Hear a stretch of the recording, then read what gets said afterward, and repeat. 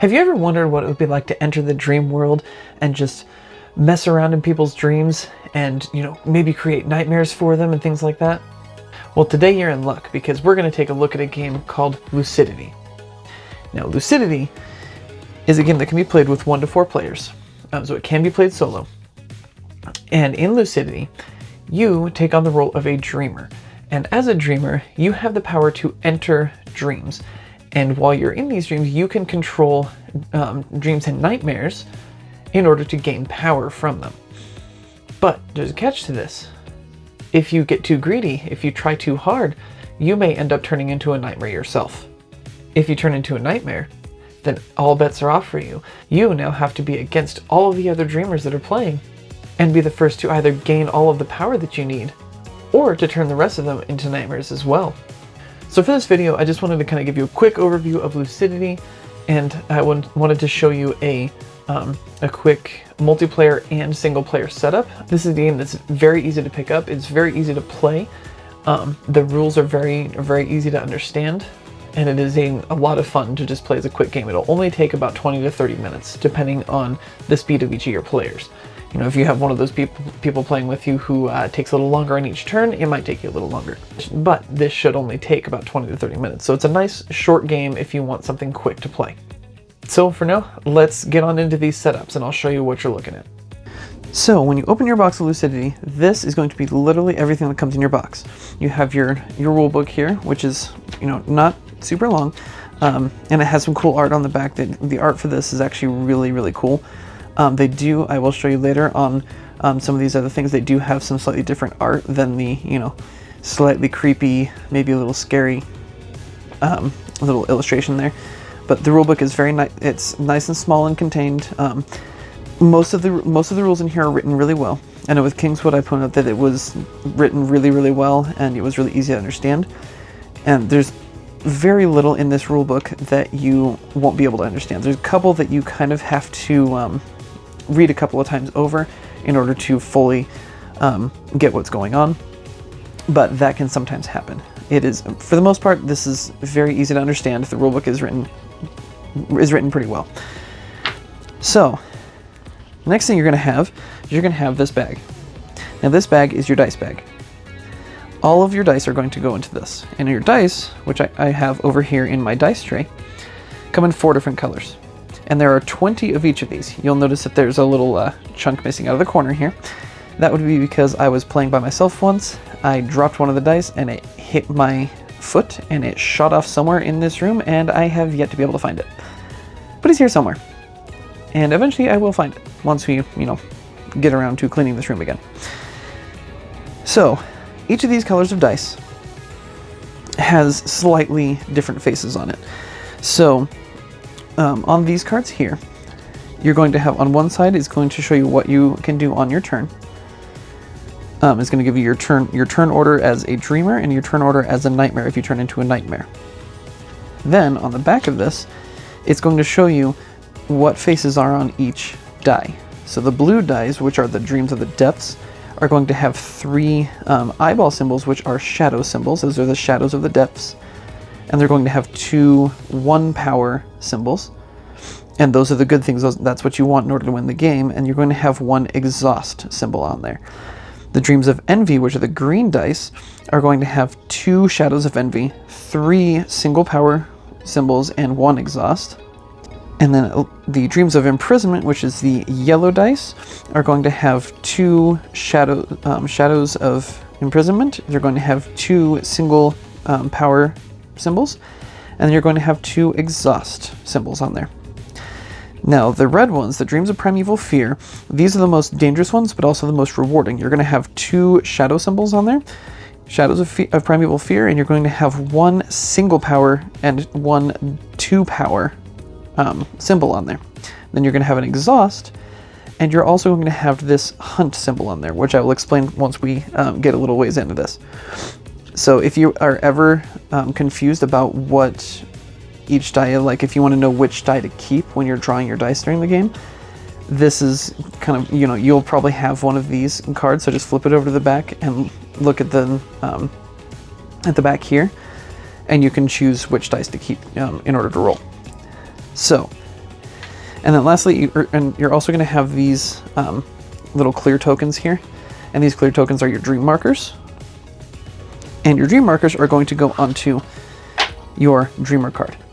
Now, the last thing that we have here before I show you a full setup is your nightmare cards. And this is where I was talking about the different art. You have 4 nightmares. You have the Nightmare of the Depths, Nightmare of Envy, the Nightmare of Imprisonment, and the Nightmare of Primeval Fear. And they're the same on both sides with the exception of the art being slightly different. So you're going to have black and white art here of kind of what looks like a spaceman, like a zombie spaceman. Or you're going to have, you know, this dude being eaten by a squid. Looks like a zombie being eaten by a squid, I guess. And each one of them will have different art on the back. But if you don't want these kind of creepy, scary looking art, that's perfectly fine. They also have some slightly more animated ones. The Nightmare of Primeval Fear here, which just is, you know, has a full illustration on the other side. Same with the rest of these. Nightmare of Envy. And you're going to have the Nightmare of Imprisonment and the Nightmare of the Depths. The last thing you're going to have in here is there's another nightmare that you can use. I haven't used this one yet. It is called the Nightmare of Temptation. And you're going to have the 2 versions of this one as well. Now, when I do a playthrough video, I will show you what the Nightmare of Temptation is and when you can use it.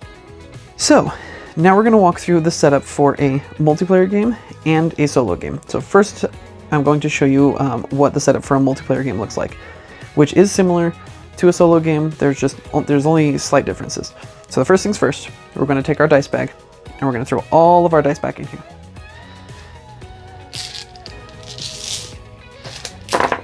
Ah!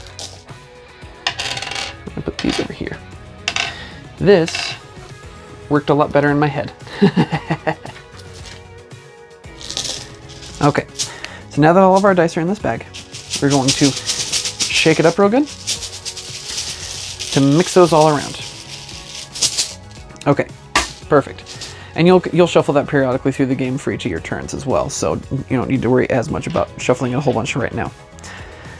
One word of advice, I would suggest getting a dice tray or just some sort of ball. You can even use the game box to roll your dice in, because as you get further into this game, you are going to be rolling quite a few dice, and keeping them on a table like this is going to become difficult.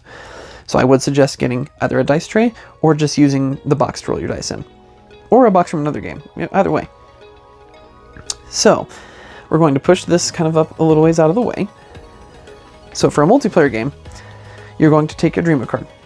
Now the Dreamer card has 2 sides that I didn't show you before. So it has this side here, and it has a Boogeyman side. Now the Boogeyman side we'll get into later, because this is only used for a single player game. So for now, we're going to stick with this side. Each person who's playing would get one of these cards. So let's say we're playing a 2-player game. So we're going to put these 2 cards here, and then each person would also get one of the Dreamer tokens. I always like to put it in the center of the eyeball for some reason. I'm not sure why, it just kind of looks cool. Next, you're going to take your nightmares, and you're going to just have them within easy reach.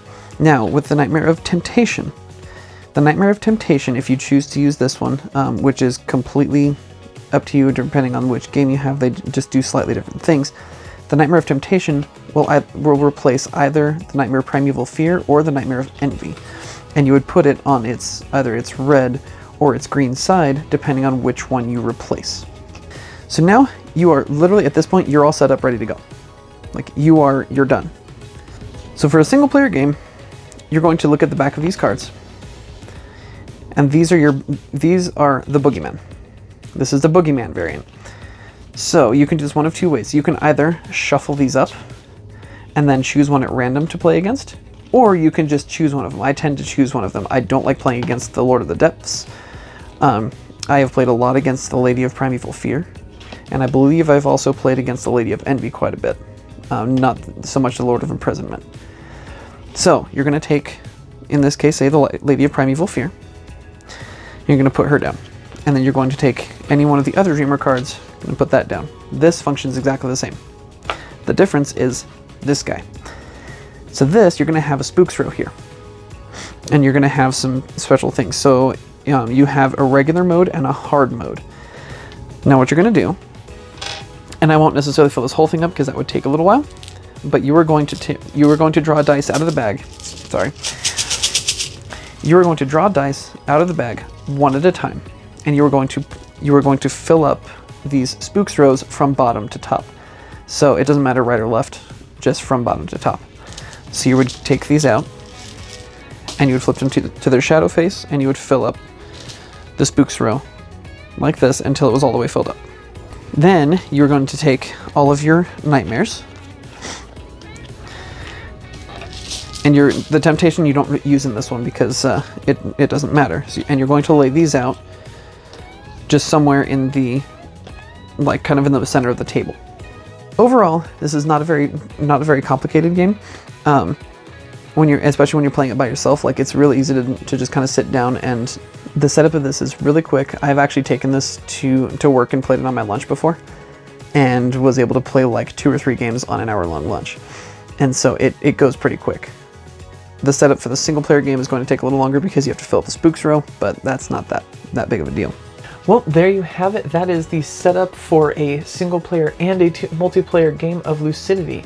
Now again, Lucidity has become one of my favorite solo games to play, along with Kingswood. It is just a very fun game to play, and hopefully here before long I will sit down and do a solo game, and then I will convince Anna to sit down and also show you a multiplayer game, so that you can see all of these rules in action, and you can see how the game functions, and hopefully you'll be able to pick up the game yourself. So thank you all for joining me this week, and let's get out there and play some games.